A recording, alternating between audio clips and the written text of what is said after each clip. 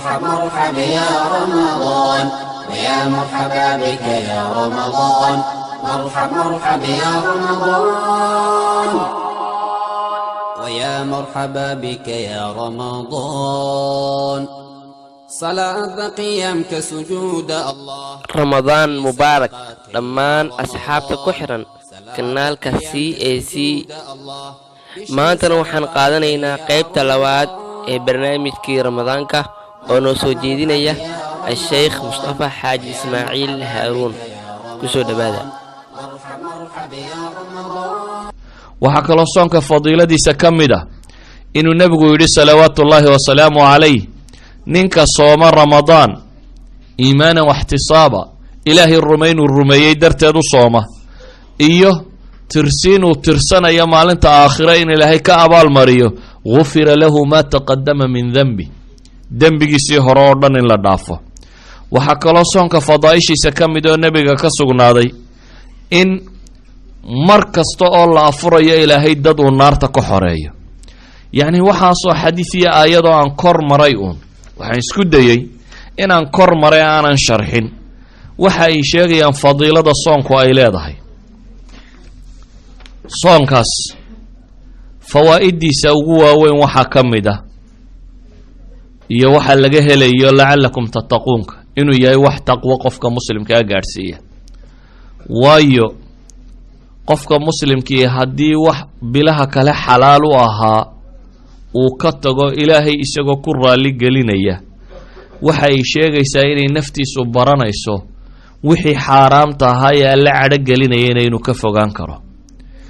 waxaa soonka fawaa'idiisa ka mid ah dadku waa dhergaawun weliba dadka wax haystaa gaar ahaan dadkeena dhulkan iska joogaa waxuun baynu cunnaa laakiin inaad dareento alamiljuuc gaajada dhibteeda inaad dareento oo ay kugu bixiso markaa inaad naxariisato oo aad u naxariiso dadka foqorada iyo masaakiinka iyo ehelka iyo qaraabada iyo tolkii oo aanad kolba telefoonka bedelin si aanad soo odhan aad wax dirin.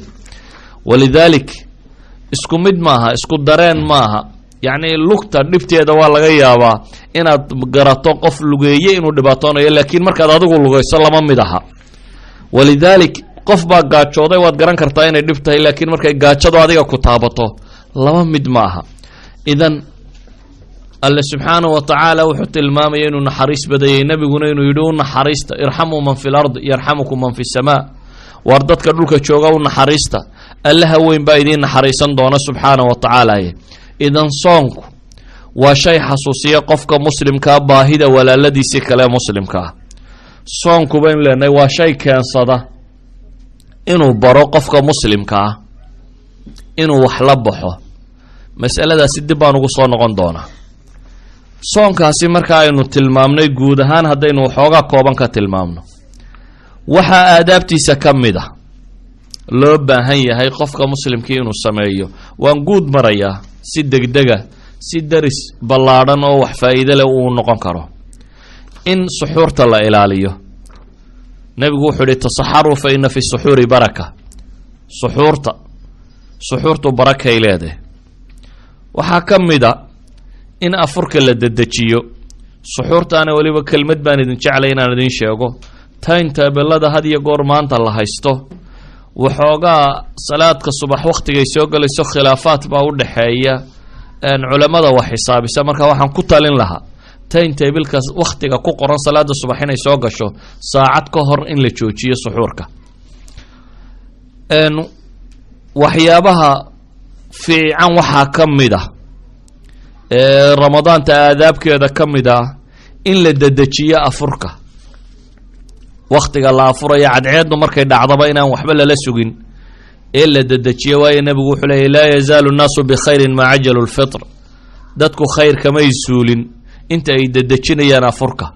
nebiguna salawaatu ullaahi wasalaamu caleyh marka hore wuu afuri jiray inkastoo aanu afurka nebigu tiro badnaynoo saan aynu cunnada ugu fadhiisanna aanu ugu fadhiisan jirin waxoogaa yaroo timirabuu cuni jiray dabeetana markaasuu salaada tukan jiray.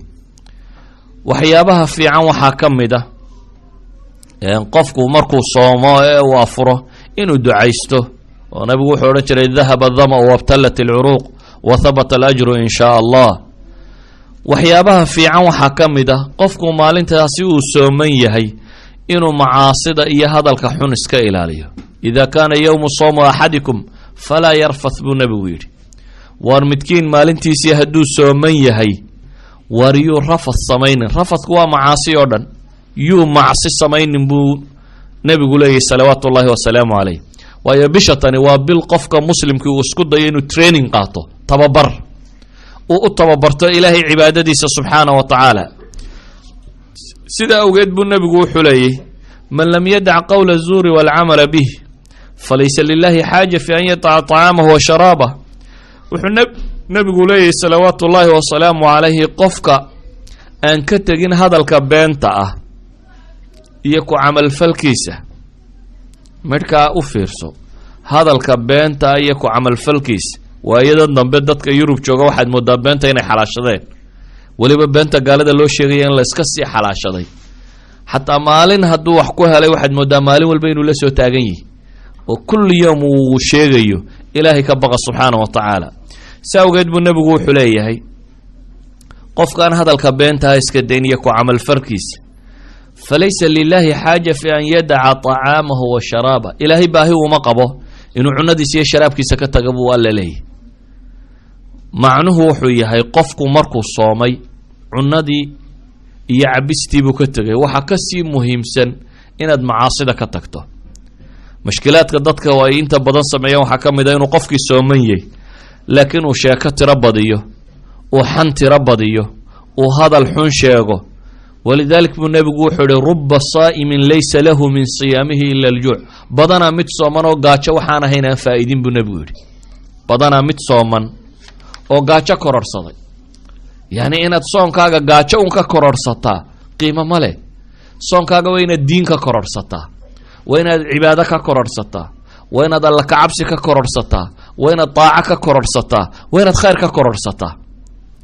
waa inaanu noqonin halkii aynu xasanaad ka shaqaysan lahayn in lagu mashquulo t v iyo fiidyow iyo raadiyow iyo wax la nooca iyo sheeko iyo hurdo. soonku wax loo baahanyay bisha tani maaha bil hurdaba, bil kasal iyo cajsina maaha. waa bil loogu talagalay qofka muslimkii inuu guntiga dhiisha iskaga dhigo oo laba shaqo u qabto. maantiina inuu soomanaado oo cibaadaysto, habeenkiina inuu salaad u taagnaado oo qiraa'o la yimaado oo ducaysto oo alla baryo subxaana wa tacaala. taasi waxay keenaysaa qofka muslimka bisha tan shaqaduu qaban jiray inay labanlaabanto.